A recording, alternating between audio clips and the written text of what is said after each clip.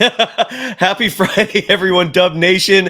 Kylen Mills and I are going to break down a wild trade deadline day where the Golden State Warriors, in my humble opinion, achieved damn near perfection. Gary Payton II is home. We're going to break down the impact of that and what the other moves mean for the Golden State Warriors. And we're going to talk about James Wiseman because some people out there are frustrated that the Warriors botched the number 2 pick.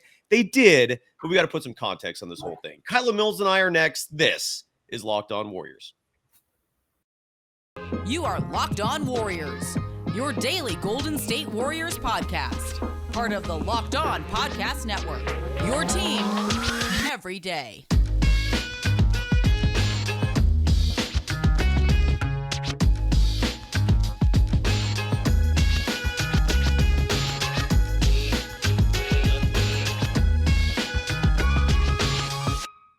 Thank you for making Locked On Warriors your first listen every day. We're free and available wherever you get podcasts. Today's episode is brought to you by Rocket Money. Stop throwing your money away. Cancel unwanted subscriptions and manage your expenses the easy way by going to rocketmoney.com/lockedonnba. You can follow Kylen Mills on all social media platforms, including Instagram, TikTok, and Twitter at her name, Kylen Mills. You can follow me on Twitter at DogSurfRoadshow. Kylen, you asked me questions yesterday. Now it's your turn. What is your reaction to the Golden State Warriors trading James Wiseman essentially for Gary Payton II? Our boy is home. Your thoughts? My initial thoughts were just excitement, elation. I mean, I'm just super happy to see Gary Payton II back in a Warriors uniform. It just feels full circle. It makes sense. He's home. Also, I tweeted this out as well, but the NBA script writers were in their bag yesterday when they constructed this whole thing coming together. Gary Payton II played his former teammates just one night before he gets traded back to the Golden State Warriors. We saw the videos being posted of Gary Payton and Jordan Poole exchanging jerseys after the game. And then the next day he's coming home. And you look at the way that, Gary Payton II's NBA career really was jump-started by joining the Warriors last season, how hard he fought to get onto this team. Just on a personal level, you have to love the story. He was initially cut from the team during, the early season, during training camps. He asked if he could stick around. He asked if he could stay around the organization, hang out at practice. He even applied to be a video coordinator with the Warriors. He ends up making the roster, ends up being a key piece in an NBA championship run, goes off to Portland to make his money, to get the bag, as some would say, as you expect him to. And now he's back home in the place where he has openly said that he loves. He felt like the Bay Area was a special place when he first came and had an opportunity to play with the Warriors. And, now he's back home. And I just feel like it's a full circle moment. So it's really cool to see on a personal level. On the court, it's a great addition for the Warriors. They've struggled defensively this season. We've talked about the need for more perimeter defending, and that's what Gary Payton II brings. He's a great addition to the second unit. And then the James Wiseman side of this whole thing, it makes sense. It's unfortunate because I personally really like James Wiseman. I think that he still has a lot of potential to be a strong NBA player. I just think right now it's clear that his fit with this roster and the timeline that the Warriors are working with just did not work. They did not align. So, I feel like in a perfect world, the Warriors would have been able to keep James Wiseman and to try to, give him more time to develop and to see what happens. But they're just in a tough spot where they need to win right now because of the core aging and because of the immediacy in winning another championship while Steph Curry, Klay Thompson, and Draymond Green are still in their prime, or at least the back end of their prime. And so it just was, unfortunate to see him go, but to me, it made sense. It makes perfect sense. I want to play this soundbite because Draymond Green, nobody's really come out publicly and spoken yet. Stephen Curry went on his Instagram account or on his story. He posted enthusiasm. The Gary Payton II's coming home. And I think a couple other players did something on social media, but there hasn't really been anybody. There hasn't been a press conference yet. I'm sure we'll get that soon. There hasn't been anybody really from the Warriors speaking about it yet, except for Draymond Green, because he does have his own podcast. And let's hear what he has to say first. There's 2 clips I'm going to play of Dre. First is him talking about Wiseman, because I'm very curious to hear what one of Wiseman's teammates has to say about his situation and the fact that he's traded to the Detroit Pistons. To James Wiseman, man, Jimmy Wise, not an ideal start to your NBA career. Not ideal at all. Being moved to Detroit Pistons, gives James an opportunity to restart that. And I think that's such a beautiful thing. I feel like in this trade, James Wiseman gets what he needs. The Warriors got what they need.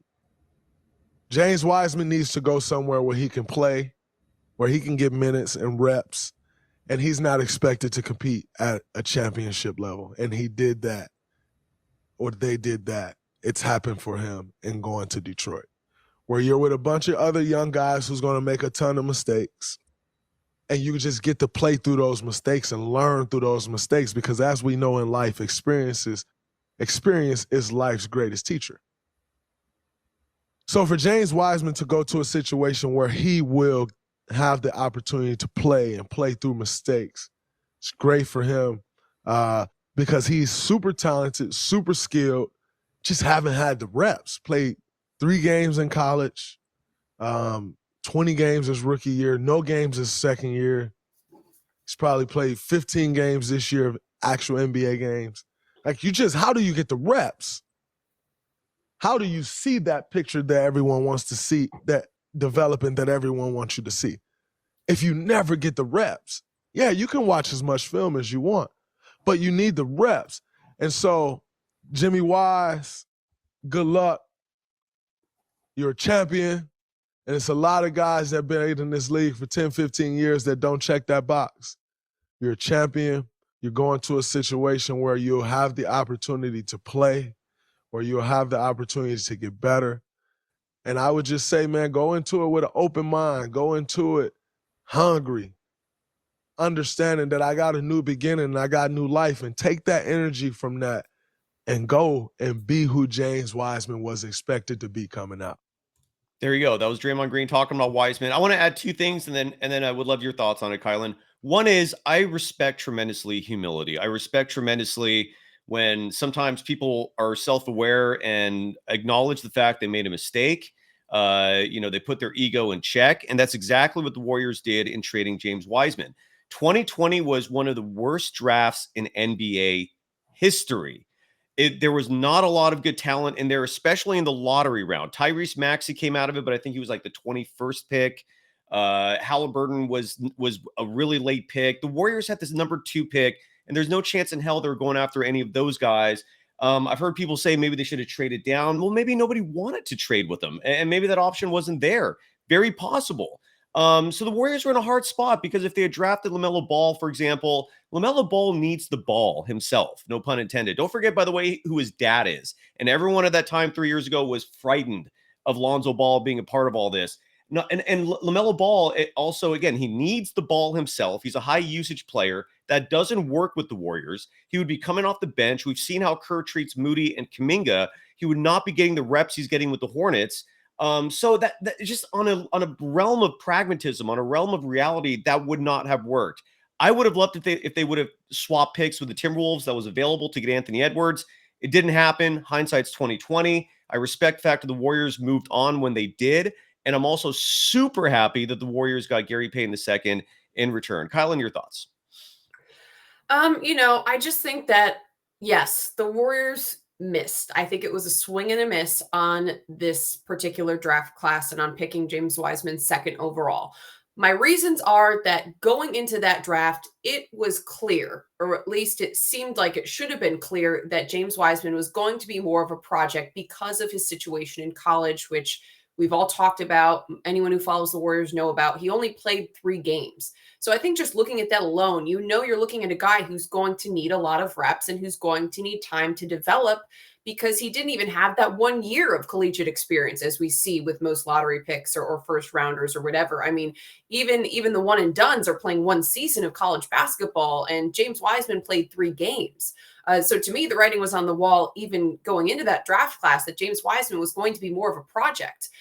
Given the timeline the Warriors were on, even when you look back 2-3 years ago, you knew with Draymond Green, Steph Curry, and Klay Thompson being over 30 that they were going to need to try to draft players who had the ability to impact winning a little bit quicker than that. And I think Jordan Poole, yes, took some time to develop, but we're even seeing in seasons 2 and 3, that he was able to start making an impact, and now he's come into his own at the player that he is. So to me, I think going into that draft class, the Warriors should have been looking for a player who is more ready, given where the Warriors stars and their core is at and the need to win now. So that's where I feel like, yeah, it was a miss. But no front office is batting 100. And this is where I feel like I can give the Warriors front office a little bit of a pass. You look at the 2022 championship team, 8 players were homegrown players the Warriors drafted. They drafted Steph Curry, Klay Thompson, Draymond Green, Kevon Looney, Jordan Poole. So you look at their best players on the team, and they're all players that the Warriors brought in. And, they did a good job of recognizing that talent. So, to me, I think the fact that the Warriors have done it right so often, they've gotten a lot of picks right. And now I know people are going to bring up, because I already saw some people bringing up in the chat, some of their top picks overall, top 5 picks that they've missed before. That's fair. I think it's totally fair. But given the dominance and the way the Warriors have won championships and have been a dynasty, I feel like I'm going a little bit easier on them with missing this one pick. As for the move as it is right now, unfortunately, shipping James Wiseman out made the most sense to me, given the fact that he was not playing. He wasn't playing. He didn't fit with the roster. He's getting DNPs. And ultimately, I agree with Draymond Green's sentiment. Let him go to a team with a bunch of young players where he has the opportunity to play through mistakes.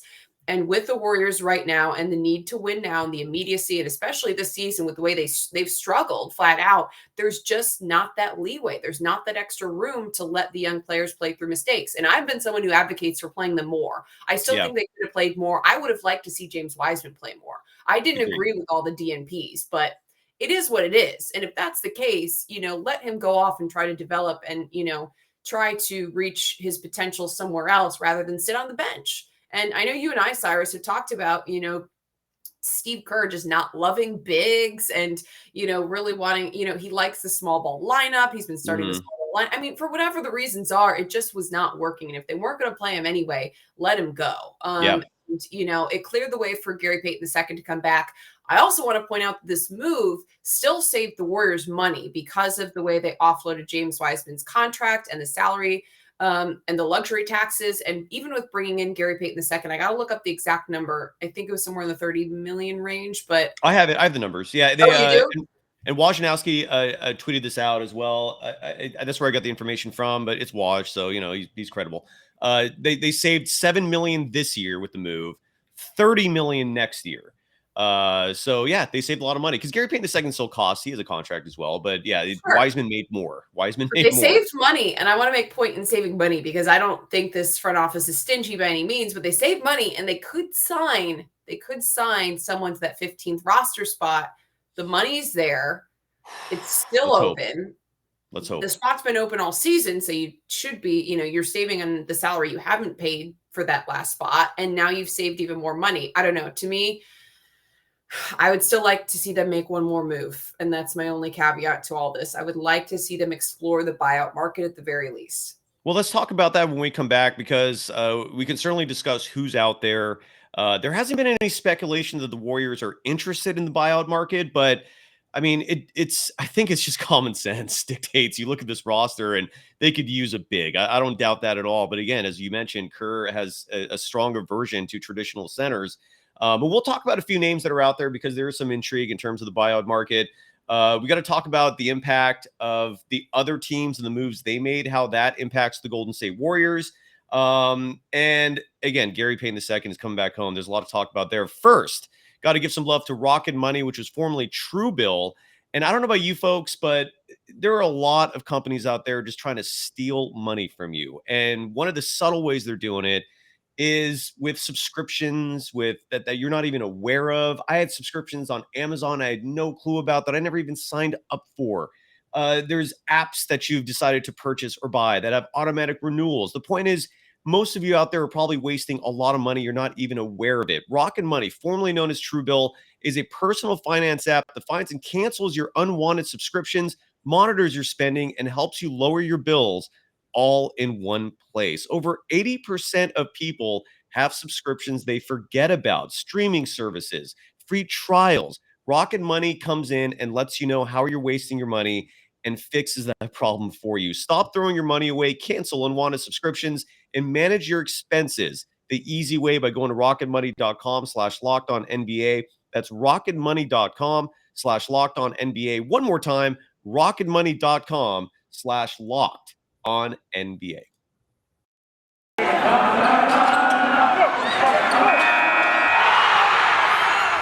You are Locked On Warriors, your daily Golden State Warriors podcast. Part of the Locked On Podcast Network, your team every day. Thank you for making Locked On Warriors your first listen every day. We're free and available wherever you get podcasts. You can follow Kylen Mills on social media at Kylen Mills. This program's on Twitter at Locked On Dubs. Finishing up on the Wiseman thing real quick, I just have to throw one other, I think, important facet to the whole 2020 draft, which is that it occurred in the middle of a pandemic. No front offices could do the type of scouting. Kylen, I don't know, I can't remember if you brought this up on the show or with me, but no team could do traditional scouting. They couldn't meet players in person. They couldn't work them out with the typical types of drills that they normally run them through. And poor James Wiseman also didn't have training camps, the injuries. I mean, he just had a tough run of this as well. But ultimately, I just say give the Warriors a pass. Yes, they blew the number 2 pick. To the person who mentioned all those failed number 5 picks, that spans like 35 years. Let's focus on the Joe Lacob era where it's been nothing but just winning and championships. And yes, they blew it, but of all the years they blew it, it was a year where it was most likely to happen. And the great news is they got Gary Payton II back. I am ecstatic about him coming home.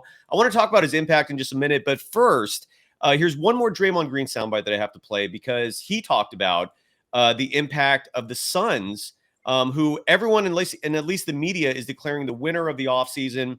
The odds makers list them as the favorites who come out of the West now. A lot of people think they're the favorites to win the title.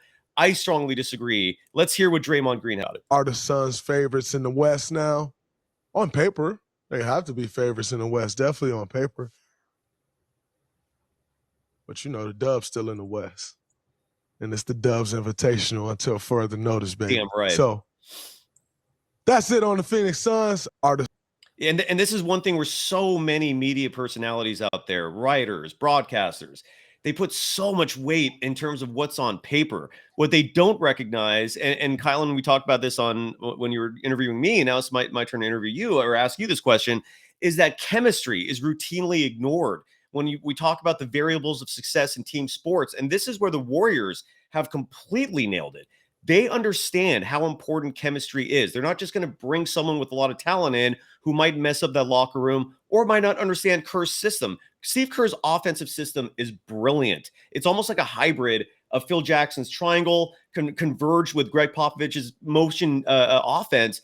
And it works. It's effective. It's lethal. So you got to bring in talent that fits into it. I respect that. And right now, the Warriors, in terms of chemistry, are far and away better than anyone else. I love the Gary Payton II move. I agree with Draymond Green. I love his confidence. Your thoughts, Kylen, on the chemistry aspect of it? And anything else you want to throw in? Yeah, I think chemistry is a huge part of it. Culture is a huge part of it. The eye test, the intangibles are a huge part of it that doesn't show up on paper.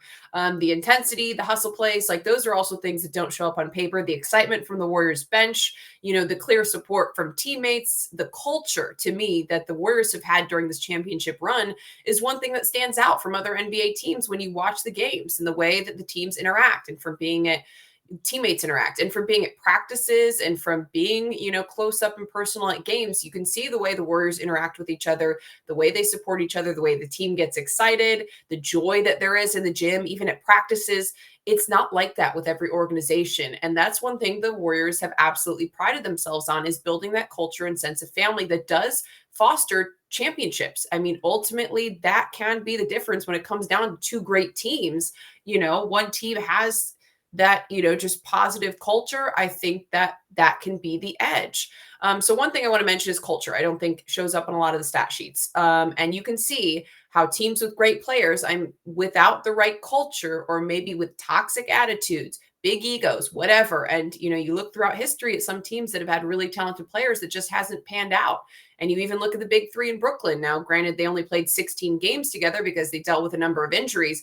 And that's also something I want to touch on. But you look throughout history, the teams with the most talent aren't always the NBA championship teams. And I do think that something should be said for the Warriors culture and the way that they've built that up to make this a place that players want to play. They want to play for each other. And, the chemistry on the floor shows that, because I do believe those relationships carry over into how you play together. And, a lot of people, even Dubs fans, have pointed out that Jordan Poole, they, theorized that Jordan Poole may have struggled after the Draymond Green punch because of the chemistry and culture aspect, because those relationships do matter. That's my point in saying that. Those relationships do matter. And the Warriors have done a good job of that. And that's why I think they have to be very careful when they're adding players about adding players who are going to be culture fits, who are going to be personality fits, who are going to be chemistry fits, which is one reason why Gary Payton II is such a great choice, because we know how he fits in and he brings that, just electric energy to the floor and the intensity. And it's so fun to watch.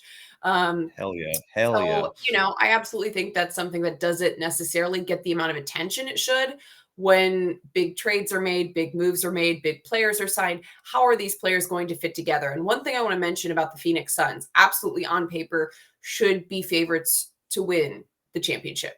But I also question another factor that maybe doesn't get discussed enough is the injury status. Kevin Durant hasn't been healthy. Devin Booker hasn't been healthy. That whole team also has to stay healthy in order to stay complete and to even have a shot. Yep. And I think that's something that doesn't always get discussed, because once again, when you look at the big three that was built up in Brooklyn, and granted, Kyrie was out for a number of other issues aside from just being injured, but Durant, Harden, and Kyrie only played 16 games together, and injuries were a big part of that. And the timelines never lined up. They never aligned in terms of when all three of them were playing. And that turned out to be a big fail, that experiment. So that's another factor I feel like you got to keep an eye on with the Suns, is that those two of those stars that their season is depending on have been struggling with injury issues, specifically recently. So on paper, absolutely favorites, but there still is a lot to be determined. Will they be able to play together? How will they be able to play together? What is the chemistry going to be like? And are they going to stay healthy? Absolutely. When we come back, I want to touch on two important things. One, how the rotation of the Warriors is going to look now, which really just puts a huge smile on my face. I'm so happy that Gary Payton II is coming home. Someone mentioned the ovation on Saturday. No doubt. This is just a huge sports weekend. Saturday night at 5:30 is tip-off between the Lakers and Warriors on ABC. That's going to be Gary Payton II's homecoming. Sunday's the Super Bowl. What are you doing for the Super Bowl, Kylen? Any plans? Yeah, going to a friend's house in the city. Nothing crazy. Nice. Well, if you're a gambler and if you love to bet on sports, that's where FanDuel comes in. And the Super Bowl, I believe, is the most heavily bet on game in sports. And we're really excited about FanDuel being an official sports betting partner of Locked On, because they're the #1 sports book in America. And again, that's FanDuel. And if you're new to FanDuel, that's even better. They have so many great features that makes betting on sports fun and easy. You could download FanDuel now so you can bet on Super Bowl 57 with a no-sweat first bet. You'll get up to $3,000 back in bonus bets if your first bet doesn't win. That's a hell of a deal. Check that out. So join FanDuel today at FanDuel.com/lockedon to claim your no sweat first bet on Super Bowl 57. That's FanDuel.com/lockedon. Make every moment more with FanDuel, official sportsbook partner of the NFL.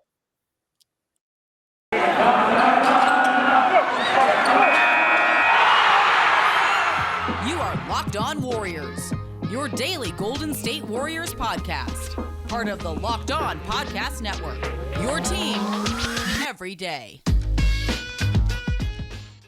Thank you for making Locked On Warriors your first listen today. After us, check out Game to Game NBA. Every moment, every top performance, every result. Locked On Game to Game covers every game from across the NBA with local analysis that only Locked On can deliver. Follow Game to Game on Locked On NBA, available on the Odyssey app, YouTube, and wherever you get your podcasts. One final segment with Kylen Mills and myself. You can follow Kylen on Twitter and other social media platforms, including Instagram and TikTok at Kylen Mills. You can follow me, Cyrus Saatsaz, on Twitter at Dog Surf Roadshow.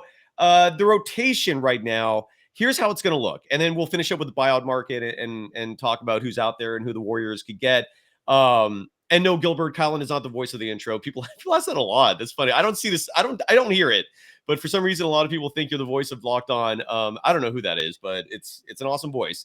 The rotation right now, the starting five: Steph, Clay, Wiggins, and the funny thing about Wiggins, by the way, even though he's not technically homegrown, his origins are homegrown. He is the end result of Harrison Barnes. This is just how awesome the Warriors have been at drafting and personnel. So your starting five: Steph, Clay, Wiggins, Draymond Green, and Kevon Looney. The most efficient starting five, hands down, in the NBA. Now your bench has some talent. Just one player is all it took. That's how huge it was to bring Gary Payton II in. Now you have a backup starting five of the pool party, who I think is going to be a lot more efficient. He loves Gary Payton II. He's comfortable with the security blanket by his side playing defense. They play well off each other. They feed off each other phenomenally. So now you have the pool party. Dante DiVincenzo, it's worth noting, by the way, if the Warriors had re-signed Gary Payton II last offseason, instead of trading Wiseman for him, you don't have DiVincenzo on this roster. So that's a huge positive. Your bench right now has the pool party, DiVincenzo, Gary Payton II, who plays like a 6'8" wing instead of being 6'3", and Jonathan Kuminga and JaMychal Green. I would love one more player off the buyout market. We'll list those names in a second, or Kylen, you can list that now if you want. But that's incredible. I'm ecstatic. I feel like the Warriors are ready for a championship run. Your thoughts? Yeah, I mean, I think the rotation got much better. I mean, at the end of the day, James Wiseman wasn't playing, and now you've inserted a key defensive piece who fits in with the culture, the chemistry, and absolutely helps with the perimeter defending, which the Warriors have struggled at. So I think that's a major positive. GP2 and Dante DiVincenzo, yikes, wouldn't want to go up against them if, I'm in the backcourt of an opposing team. So I think that's excellent. I think that 9-man rotation has immediately gotten better. If you want to get into it, I mean, we can talk about where I feel like the one room for improvement is. I would like to see a 10th man, big man down there at the end of that list. And what I think the Warriors need is just someone who simply can be a rim protector, grab a couple rebounds, maybe play 10 minutes. 10 minutes a night, or 10 minutes, let's say, in a postseason run, can just help take a little bit of the workload off of Kevon Looney and Draymond Green. Because now that the Warriors don't have Wiseman, they don't have any options for backup center. They don't have any other options for a true center, at least, and for that extra rim protecting presence. I know Gary Payton II plays a lot bigger than he is, but still, at the end of the day, he is 6'3". So that's where I feel like, look for someone you can pick up on the buyout market that you don't need necessarily a lot out of. Just maybe some extra insurance. Another thing that's crazy to think about is, like, what would the Warriors do if Kevon Looney got hurt? Like, it's amazing that he has been the Iron Man he's been and played in every game last season. Has played, without injury this season, but that's still a real possibility. Like, what if he came out and rolled his ankle tomorrow? Like, what would be the option? What would the Warriors do? And especially in matchups against bigger teams. So the two players that I like that have consistently come up. I mean, first of all, Serge Ibaka is definitely, or at least there already are reports out that he's going to be available on the buyout market. He's available now. Yeah. He is available. Okay. Yeah. So that's, or he's about to be. I mean, but he's going to be. Yeah. You read that correct. So I think that's one that's pretty clear cut. And okay, so I say this with the caveat that yes, clearly Ibaka is getting older. He's on the decline, whatever. But again, this is a player you don't need a lot out of. This is like the 10th person in the rotation. This is an insurance piece that, maybe should the matchup call for it, you can throw him into that second unit to provide some size. Like I said, just some rebounding, rim protection, whatever. And then you just don't need a lot from them on offense because the Warriors already have scored. So, like, this isn't someone you need to put in big minutes, put up big points. Just add some insurance. And that's why I think that Serge could fill that role. I mean, he's a true center, at least a backup center. Watch Clay on Serge's. Okay. I did while you talk, I sometimes see something on here. No, I was trying to see what it said. It said anything interesting. Klay Thompson was on Serge Ibaka. Serge Ibaka has a YouTube cooking show. And Klay Thompson was on as a guest, I think, a year or two ago. And in the middle of it, Serge Ibaka challenged him. It was a hilarious segment. He basically challenged Klay in terms of his friendship with Steph and Curry. He goes, "Are you close enough where you can just call him right now? He'll answer the phone." And he dared him. And so Klay called Steph and was like, "Please answer." And Steph answered. It was awesome. But it was a great segment. It showed they have chemistry. And look, Serge Ibaka is 33. He's not like 38. He's not that old. He's the same age as Draymond Green and Clay. I mean, it's not like he's like old as dirt. Right.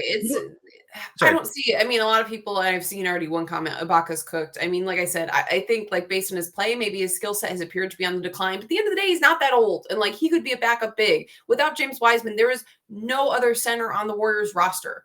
And then I also like Kevin Love. Some people have already Same. started bringing him up in the chat. Same. That's my Same. second choice, or I mean, maybe first. I don't know. I wouldn't be opposed to either one of them. And I think he's a stretch big. He can shoot. That's always, you know, the ability to spread the floor offensively is an asset for the Warriors. Again, just a little bit of size, some rebounding ability.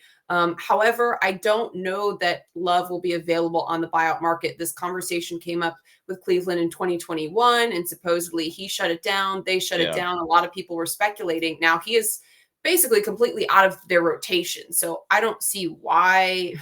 You know, it seems like it would be a plausible thing, but like I said, just given history, this is something that's come up in conversation the last few years. And I know specifically in 2021, there were tons of reports out. And then eventually, I don't remember if it was the organization or Kevin himself who came out eventually and said, like, no, we're shutting that down. That's not on the table. We don't want to do that. And supposedly he's loyal and all this other stuff. I get that, but he's totally out of the rotation in a playoff team. I would think it would be a possibility. I wouldn't be opposed to Love. And now, I don't know what some other names are. Well, you know, they're a non-big that's out there. Like I see Dario Saric mentioned by a few people out there. He'd be all right. He doesn't excite me.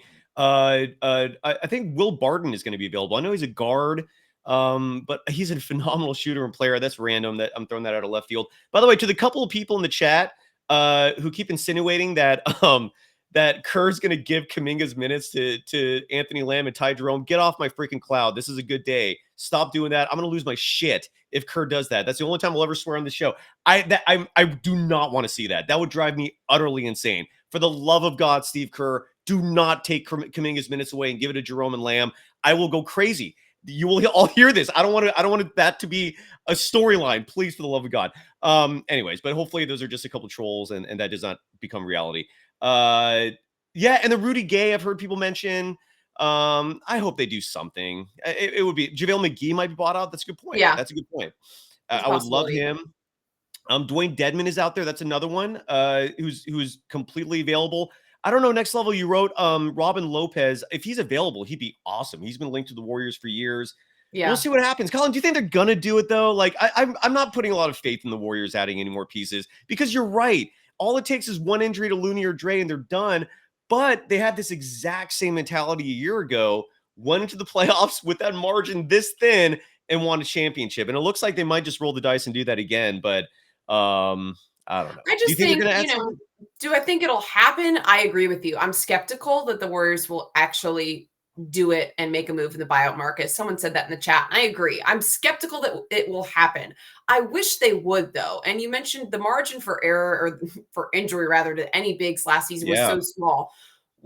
I just feel like you're really now double rolling the dice that 2 seasons chasing 2 championships, 2 postseasons, you can get away with 1 center. I just feel like what are the odds that you can do that twice? And I just feel like it would make sense given that the Warriors this season have not filled that 15th roster spot. And they also just saved money with the move of James Wiseman, who going into the season, I presume was supposed to be that backup center. I mean, we've talked, Cyrus, about how, you know, we believe that this roster is built around the fact that these young players would have bigger roles this season. And I would assume James Wiseman coming back from injury was expected to do that. And, you know, so I just think that given the fact they shipped him out, it would make sense to bring in a big. It would make sense to add some insurance to that position. You know, and I know that even last season, Bob Myers had said earlier in the season, like, yeah, we're really hoping that James can come back and help fill that void and provide that insurance. This was at the point where we didn't know he was going to be out for the season because last season, coming back from that meniscus injury, Wiseman was supposed to play. And I specifically remember several interviews that Bob Myers did where he was asked about the depth in the front court. And he consistently said, you know, we're really hoping that Wiseman would be able to return from injury and be able to play. So it was something that he had addressed and, like, you know, acknowledged basically, like, yeah, we're super thin. We're 1 injury away from potentially, you know, being in trouble. But so that's the one reason why I'm like, why would they put themselves in that situation twice and by choice if you have that extra roster spot? I don't know. I also know, though, like you said, I don't know if the Warriors and Steve Kerr are really hot on adding bigs. So I don't know. Skeptical that it will happen, but I think it makes sense. It makes perfect sense. Absolutely. Jacob, I love what you wrote that Gary Payton II is a guard/center. You're absolutely right. He was causing Nikola Jokic so many problems in that first round series last year. I cannot. I'm sure people can understand how enthusiastic I am about Gary Payton II being back. I can't wait for this standing ovation Saturday night. This is just great news. I'm very happy he's back. Have a great weekend. Again, this is a sports-filled weekend. Dub Nation, this is a celebratory moment. I can't begin to express how enthused I am that Gary Payton II's back. If the buyout market is touched at any point, we'll do an emergency pod. I'll let you know, Kylen, if you could join me. But we'll be right on it if the Warriors make other changes. Regardless, though, like I think they're repeating. I made my prediction yesterday. Gary Payton II was it. He was the missing piece, and it's good to know that logic and common sense, to a large degree, is back with the Golden State Warriors. So bravo. Anything else? Are we good? We done? Nope, we got to get out of here. Also, someone just brought up Andre in the chat. You also have you also have that 14th roster spot being occupied by Andre Iguodala, who is basically not played. Oh, my neck, my back, my neck and my back. Oh. Bye, everyone. Take care. Are we okay?